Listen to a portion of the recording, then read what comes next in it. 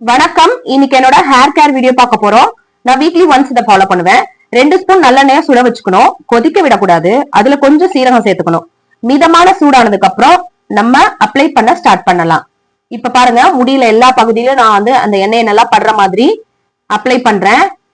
கொஞ்சம் லைட்டா மிதமான சூடு இருந்துச்சுன்னா நமக்கு ரொம்பவே நல்லது. நான் உச்சி அந்த நுனி முடி வரைக்கும் நான் எண்ணெயை நான் அப்ளை பண்றேன். இது நம்ம ஹீட்டையும் குறைக்கும். அதே சமயம் நம்ம ஹேர் குரோத்துக்கும் நல்லா இருக்கும். இதை நான் சின்ன வயசுல இருந்தே ஃபாலோ பண்ணிட்டு இருக்கேன். அப்பப்ப முடிஞ்ச அளவுக்கு நான் இதை ஃபாலோ பண்ணுவேன். இப்ப நம்ம எல்லாம் நான் தலை ஃபுல்லா நான் முடியல எல்லாம் அப்ளை பண்ணிட்டேன்.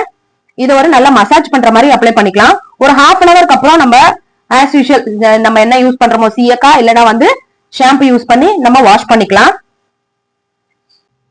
தலைமுடியை நான் கொஞ்ச நேரம் வெயில்ல காய வைப்பேன்.